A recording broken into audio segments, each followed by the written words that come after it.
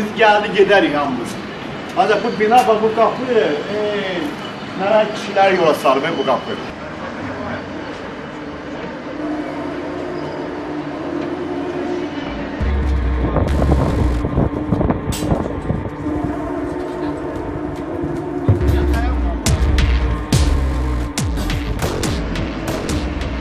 Bir milleti məhv eləmək üçün deyirlər, onun mədəniyyətini, dilini əlindən al, bu mədəniyyəti yer üzündən silməkdir.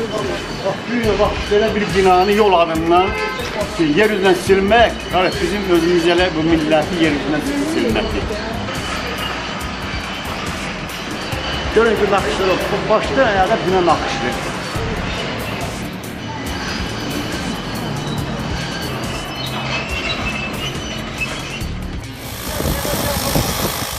İyunun 10-da Yasamal rayon İcra Hakimiyyətinin göstərişi ilə Mirzə Fətəli Axundov küçəsi 45-də yerləşən tarixi binanın üzərindəki ornamentlər sökülməyə başlayıb.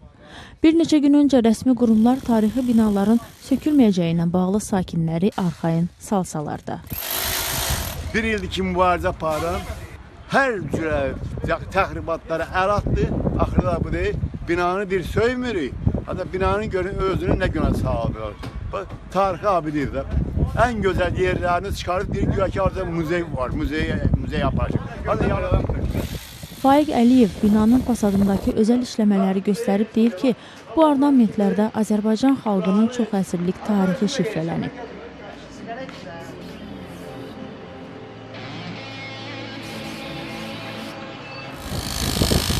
2014-cü ildən Sovetskidə abadlıq işləri adı altında söküntü başlanıb. Mədəniyyət Nazirliyinin sökülməyəcəyi dediyi qədim abidələrin üzlükləri niyə sökülür? Azadlıq Radiosu bu sualla Yasamal rayon İcra Hakimiyyətinə müraciət edib. Ancaq sualı cavabsız qalıb. Tarixçi Altay Göyüşov deyir ki, Sovetskidəki söküntü Azərbaycanın tarixi abidələrinə qarşı soyqırımdır.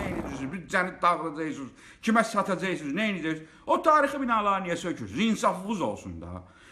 Bu milletin tarixine bu cür münasibət olmalı. Bu xalq məğlub durumdadır, məğlub. Torpağını itirib, hər şeyini, hakimiyyətini itirib, birində tarixini gözünün qabağında söküb qoyurlar yerə, heç nə eləyə bilmir.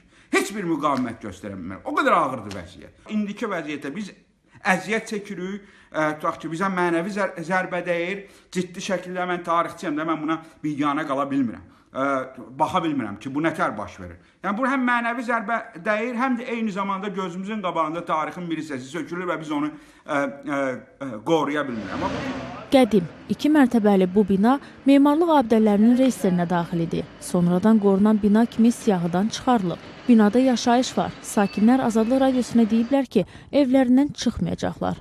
Onlar Hacıbala Abutalubovdan söküntünü dayandırmasını, Prezident İlham Əliyevdənsə Sovetskidəki abidələrin saxlanması məsələsini şəxsən nəzarətə götürməsini istəyirlər.